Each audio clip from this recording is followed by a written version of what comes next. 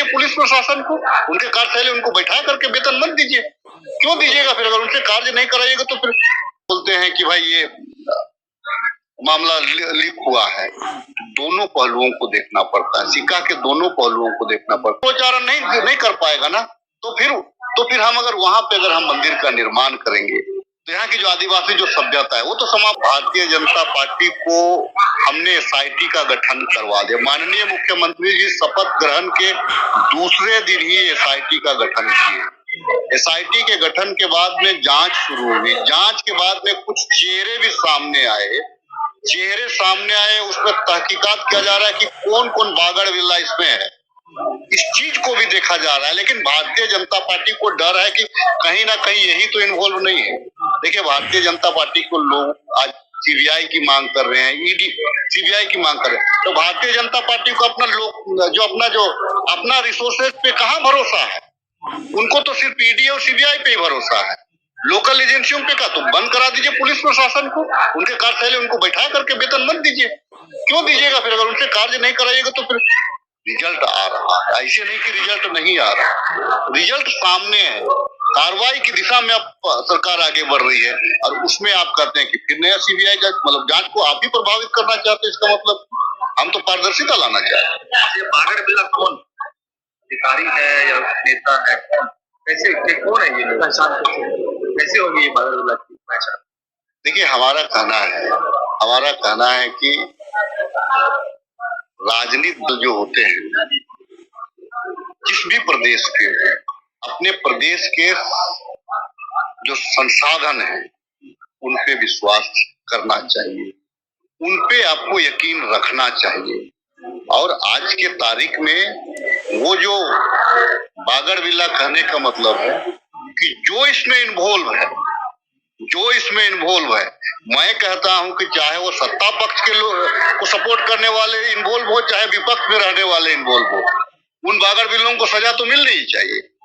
छात्रों के भविष्य का बात है। सरकार तो चाह रही है, लेकिन ऐसे कारतूतों की वजह से कहीं ना कहीं जो हमारे बच्चों की जो नौकरियां हैं, उनका जो भविष्य है वो दांव लग जाता है। अगर नौकरियां भी इसको कराते हैं तो आप कोर्ट में जाएंगे, वो फंस जाएगा। अगर हम नहीं कराते हैं तो भी आप बोलते हैं कि भाई ये मामला लीक हुआ है। दोनों पहलुओं को देखना पड़ता है, सिक्का के दोनों पहलुओं को देखना पड़ता है। और आप यकीन रखिए, जो एसआईटी माननीय मुख्यमंत्री चंपाई सोरेन जी ने गठन किया है वो रिजल्ट देना है। हम लोग भी बेचैन हैं, हम लोग भी परेशान हैं, और आने वाले दिनों में इसका फलाफल निकलेगा, रिजल्ट। आदिवासी बहुल राज्य के आदिवासियों का कहना है, मैंने कहा ना, मैं एक बात को कहता हूं कि भारतीय जनता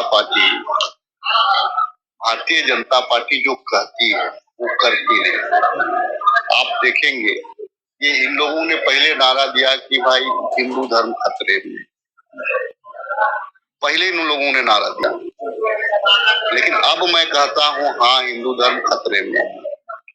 क्यों खतरे में है? क्योंकि हिंदू धर्म की जो आइडियोलॉजी है, वो जो विरासत है, वो विरासत को भाजपा अपने तरीका से चलाना चाहती है, वो शंकराचार्य के तरीका से नहीं चलाना।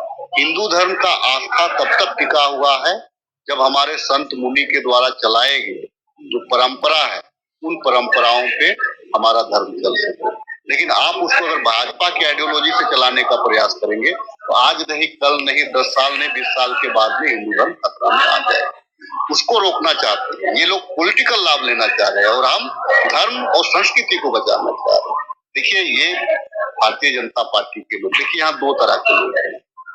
अगर आदिवासियों को अगर हम हिंदू कहते हैं, ठीक है, पूजा पाठ वो भी करते हैं। आप ये जो बलि देते हैं, आदिवासी जो बलि देते हैं, आप उनको कहते हैं कि नहीं, ये अंधविश्वासी लोग हैं, क्योंकि हर प्रथा में इनके पास में बलि का प्रथा है। आप उस प्रथा से बाहर नहीं निकल सकते, क्योंकि हम कुल देवी देवता को भी मानते हैं तो हम बलि देते हैं, क्योंकि मैं भी उसी समाज से, मैं किसी का ये नहीं। लेकिन ये चीज है हमारा झारखंड प्रदेश में, जो जिसको मड़ई कहा जाता है, जिसको देवी मंडप कहा जाता है, वो मंदिर का रूप वो कभी नहीं रहा है। अभी युगों से आज तक उसमें मंदिर नहीं रहा है।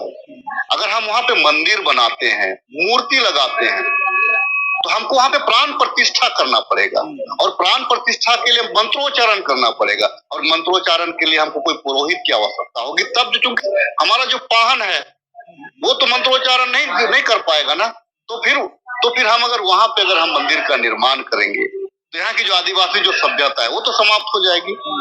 विरोध उस चीज का है। ठीक है, मड़ई है, वहां भी त्रिशूल होते हैं, वहां भी लिंग होते हैं, लेकिन लिंग का आकार मूर्त नहीं, लिंग का आकार प्राकृतिक। इस बात को समझिए, इसीलिए आदिवासी समुदाय को प्राकृतिक कहा जाता है। हम तो आप सूर्य को रूप दे करके पूजते हैं, हम सूर्य को प्राकृतिक समझ करके पूजते हैं। धरती को आप धरती माता का रूप देते हैं, धरती को हम प्राकृतिक समझ करके पूजा करते हैं। देखिए, पूजा तो हम भी करते हैं, लेकिन आप नदी को गंगा माँ का नाम से आप चेहरा बना करके पूजा करते हैं, देवी का सुंदर देवी का रूप दे करके पूजा करते हैं। हम नदी को प्राकृतिक ये समझ करके पूजा, पहाड़ को आप बाबा भोलेनाथ का वहां पे मूर्ति लगा करके पूजा करते हैं, हम पहाड़ को हम प्राकृतिक का रूप लेकर के पूजा तो हम भी करते हैं, लेकिन आप मूर्त में करते हैं, हम उसको प्राकृतिक करते हैं। ज्यादा बड़ा तेजी के साथ आप लोग गए थे दिल्ली आला कमान, उसके बाद आने के बाद सभी लोग कहीं ना कहीं सुस्त नहीं। देखिए, घर सुस्त नहीं है।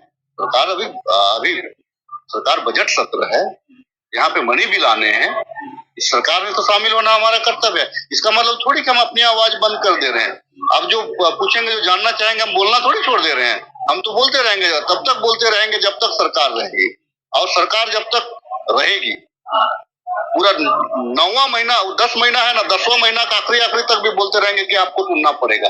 जब तक आपके कलम में ताकत है तब तक आपको मेरी बातों को सुनना पड़ेगा, जो जायज हो और जो जनहित में। दिल्ली में संतोषजनक संतुष्टि बिल्कुल संतोषजनक। हम लोगों को लगता था कि हमारी बातों को जो स्टेट लीडरशिप है वो दिल्ली तक सही सलामत नहीं पहुंचा पाती। अब हमको, क्योंकि हम अपनी बातों को रख चुके हैं वहां पे, अब हमसे फीडबैक लेंगे। अब आला कमान जब हमसे भी फीडबैक लेगा तो आने वाला जो स्टेट लीडरशिप है वो स्टेट लीडरशिप तो हमारी बातों को हूबहू पहुंचाएगा। हम तो यही चाह रहे हैं। गठबंधन तो कमजोरी है। नहीं, गठबंधन से कोई मतलब नहीं। हमारे झारखंड मुक्ति मोर्चा के जेएमएम के मंत्रियों से हम कभी हमने नहीं कहा। हमने कहा कांग्रेस गठबंधन के मंत्री साथियों से कहा कि आप कांग्रेस के भी कार्यकर्ताओं को ध्यान दें, आप जो है कांग्रेस के जो भी ऑर्गेनाइजेशन है आप उसको ध्यान दें। कांग्रेस के विधायक जो भी हैं, जो विधायक दल के बीच में जब बैठक में कोई बात आती है विधायकों की, उन बातों को आप सुने। हर मंत्री के पास में हर विधायक रोज क्षेत्र छोड़ करके नहीं जा सकता है। अगर हम कोई प्रतिनिधि को भेजते हैं तो उनको भी थोड़ा सा रिस्पॉन्स करे ताकि हमको ठेस ना लगे। हम तो वही चाह रहे हैं। सत्र के बाद फिर आप लोग सत्र के बाद में सुनी नहीं जाएगी तो निश्चित तौर से बात सत्र के बाद आप लोग फिर से एक बार आवाज उठाएं। देखिए, हमारे आला कमान को हम लोगों ने कहा है, उन्होंने भी दरवाजा खुला है का आश्वासन दिया है। आपको ये लगे कि अगर आपकी बातों को नहीं सुनी जा रही है, आप आ सकते हैं।